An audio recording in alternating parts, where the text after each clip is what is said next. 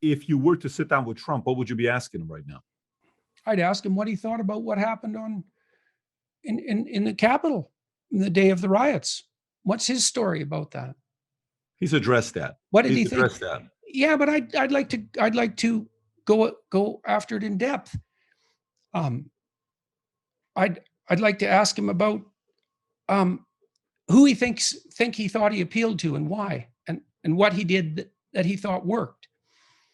I'd like to ask him what he thinks about the accusations that pertain to his reprehensibility, his character, and what he thinks about that, and how he would respond to that. But I'd like to find out. Like I wouldn't be interested in hurling accusations, or I'd like to find out what he thinks, because God, wouldn't you like to know what Trump thinks? I'd love to know what he thinks. We need to know, because half the population voted for him. Why do you think opposition doesn't want you to know what he's thinking? What do you think they're scared of? I think they're scared of all sorts of things. I think they're scared of the possibility that he has the power of a demagogue, that he's a populist, that he could harness the crowd for nefarious ends.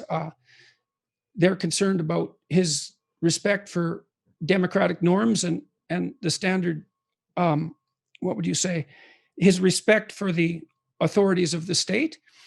You know, they view him as a Mussolini in the making, let's say. And so that's their fear. And, you know, there are Mussolinis in the making, and Trump was a populist. And so that's where that fear comes from. There's also fear, of course, because some people think one way politically, and a lot of this is temperamentally based, and other people think another way, and it's hard for them to communicate across the divide. So that's some of the fear. But, you know, it has to be addressed, because you in the US, there's this problem that 50% of this situation, 50% of the people voted for Trump. That can't just be swept under the rug. You can't sweep something like that under the rug, like at all. And so what's going to be the consequence of stopping him from speaking? Why would you think that all the consequences of that are going to be good? I don't think they're going to be good. I mean, certainly a large part of the American population felt like they were punched by the large media companies, the large social media companies, you know, because they were affiliated with Trump, and all of a sudden he was silenced. So all those people feel that they've been silenced. Well, they have been.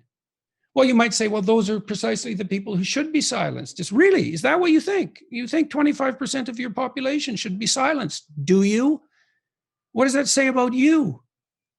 And what are you going to do with those 25%? You have to live with them. Christ, you're probably related to a bunch of them. So it's not a good solution, I don't think. Does it backfire on them? It always backfires. I mean, if you assume that, how could it not backfire? If investigating something complex is worthwhile, how could failure to investigate it not backfire? It's not like the conditions that gave rise to Trump are likely to magically vanish. You know, and now it's possible that if Biden does a credible job, or even a great job, and I hope he does, that political temperature will lower, and this will become a non-issue, essentially. If we're lucky, it'll just fade away. And Trump is getting old too, you know, and there is that blunt fact. And so maybe we'll just move on to other things. And it's possible that that might be the outcome we should hope for. But what do you mean? Well, that we get on with the next thing, you know. Do you think that's a good thing? Because well, I don't know. I really don't know. I mean, yeah. I wish Biden well. I hope he does a good job, because he's your president. And wouldn't it be good if he did a good job? You guys need a good president. And maybe there are things that we should be focusing our attention on right here and now.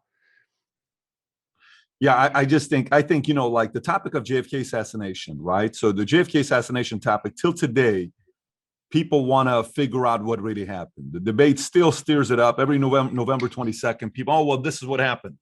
No, that's what happened. No, this is what happened. No, it's really, this is what happened. No, now we have the real story. Movie after movie after movie after movie after movie. We don't right. we don't have any way to go get 100% definitive answer. Everything's going to be 82%, 92%, 63%. We're not going to get 100%, right? Trump is around right now. There's a lot to learn about what happened. And I'm not making it like when you're saying let's move on. I don't mean move on like, well, he's going to die and move on. Not talking about that. Look, I don't think things should be brushed under the rug. And I don't think that usually works. I've never seen it work. Yeah, I think there's so much market research right now for us to find out about what's going to happen. If we don't figure out what really happened and the amount of power, like Clarence Thomas today came out and he said, he made some comments about Section 230. I don't know if you read that or I don't know if you heard about that, what he thinks about Section 230, the common carrier rules on Twitter. You may want to look it up because he kind of commented on it today. And it's creating frenzy. When Dennis Prager and I, who's a good friend of mine, I think he's also a good friend of yours, Dennis Prager's come under a fair bit of censorship pressure, which I'm not happy about. Yes, and his wife Sue is a lawyer.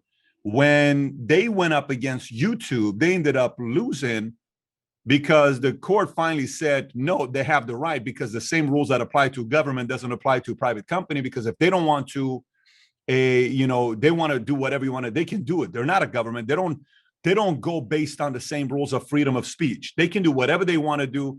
The government can't. The government's got to allow you to speak, right? And so I was speaking to a guy this last week who bought Metacoven. You may not know Metacoven. I don't know if you've been following NFTs or not. Metacoven is the guy who's a crypto billionaire who bought Beeple's every days for $69.3 million. And we were talking, I said, where do you live right now? He says, I live in Singapore. I said, why do you live in Singapore? You're Indian. Why Singapore? Why not US? He says, well, I lived in Canada. I lived in a few different places, UK, but I chose Singapore. I said, why not US? He smiles, and he's not a energetic speaker like the way he's not like that. He's very, calm the way he speaks. He says, I didn't want to go to US because US, they have fingerprints on you and it's like a web. They're going to figure out a way to get the taxes on you. He says, listen, I live in Singapore, zero in capital gains taxes. I said, zero. He says, zero. You don't pay any capital. I said, why would you pay capital gains taxes? Our ordinary income is 10 to 20%, no regulation. I don't have to, tell the government what I have and, hey, here's how much money I have. I don't want to tell anybody what I have, so I can keep it to myself. It's my business. If I go to US, I have to tell everybody what I have, et cetera, et cetera. I'm sitting there, I'm like, Singapore. Okay, interesting. Trump here, he's going through what he's going through. This guy's over here living free. And then he says, you have to realize that nowadays, Twitter, Facebook, YouTube, these things are virtual governments. And they are controlling America. America's no longer what America used to be. America's a whole different America. So for us, if we don't get to the bottom of this today, I think a lot of people who have a voice are going to be bullied for decades. And I think we got to get to the bottom of it while, we have the ability to sit down, and Trump's got to be interviewed properly where someone's going to learn. The other day, his daughter-in-law interviewed him. Facebook took the interview down. I don't know if you saw that when Laura does the interview. So it would be very interesting to see someone like yourself interview him. Yeah, well, I would love to do that.